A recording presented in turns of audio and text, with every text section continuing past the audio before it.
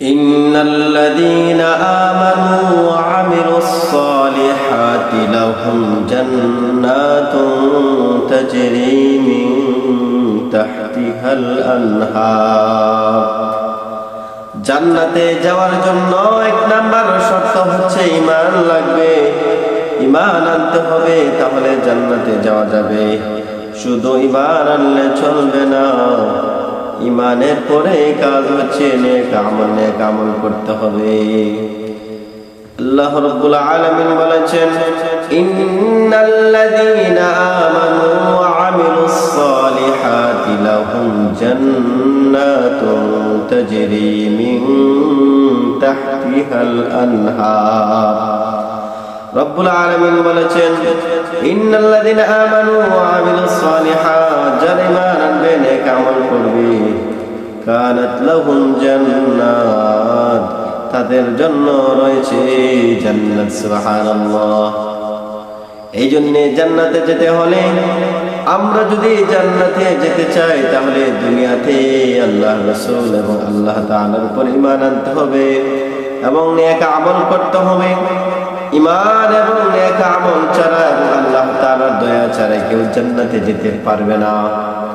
এই জন্য জান্নাতে যদি আমরা যেতে চাই, আমাদের জীবনটাকে পরিচালনা করতে হবে আল্লাহর হুকুম, আল্লাহর রাসূলের তরিকা অনুযায়ী। যদি নিজের মন চাই জিন্দেগি গঠন করি, তাহলে জান্নাতে যাওয়া যাবে না। জান্নাতে যেতে হলে কষ্ট করতে হবে, জান্নাতে যেতে হলে নেক আমল করতে হবে, এছাড়া জান্নাতে যাওয়া সম্ভব হবে না। এই জন্য জান্নাতে যেতে হলে কি করতে হবে? ঈমান আনতে হবে, নেক আমল করতে হবে। আমরা অনেক মুসলমান ঈমান এনেছি, কিন্তু তারপরে যে কাজ আছে, নেক কাজ করা, কাজগুলো আমরা করি না, তাহলে কিভাবে জান্নাতে যাব বলেন তো? এই জন্যে জান্নাতে যেতে হলে ঈমানের পর নেক আমল করতে হবে। নেক আমলের মধ্যে সর্বশ্রেষ্ঠ নেক আমল হচ্ছে সালাত। 5 ওয়াক্ত সালাত আদায় করতে হবে। ভাইয়েরা আমার, আমরা অনেক মুসলমান নামাজ পড়তেছি না, দিন যাচ্ছে রাত আসতেছে, নামাজ পড়তেছি না, নিজেকে নিজে ঈমানদার বলে দাবি করছি। মুসলমান ভুলের মধ্যে আছেন, ঈমান এনেছেন, নামাজ পড়েন না, পরকালে ধরা পড়ে যাবেন। এই জন্য জান্নাতে যদি যেতে চাই, তাহলে আল্লাহর উপর ঈমান আনতে হবে, রাসূলের প্রতি ঈমান আনতে হবে এবং আল্লাহ তাআলা যেগুলো আদেশ করেছে সেগুলো মানতে হবে, যেগুলো নিষেধ করেছে সেগুলো থেকে বেঁচে থাকতে হবে। যদি আল্লাহর হুকুম রাসূলের তরিকা মোতাবেক আমাদের জীবনটাকে চালাতে পারি, আল্লাহ তাআলা আমাদেরকে জান্নাত দেবেন। সুবহানাল্লাহ।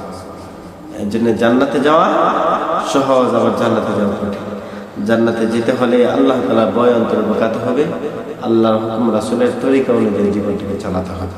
যদি চালাতে পারি, তাহলে জান্নাত আমরা মরার পরে চালাতে হবে। সুবহানাল্লাহ। জান্নাতের মধ্যে আল্লাহ সুবহানাহু ওয়া তাআলা অসংখ্য গুণান্বিত নিয়ামত দান করেন। ওই নিয়ামতগুলো যদি আমরা পেতে চাই, তাহলে জান্নাতে যেতে হবে। আর জান্নাতে যেতে হলে আমরা ঈমান আনতে হবে এবং নেক আমল করতে হবে। আল্লাহ পাক সকলকে তৌফিক দান করুন।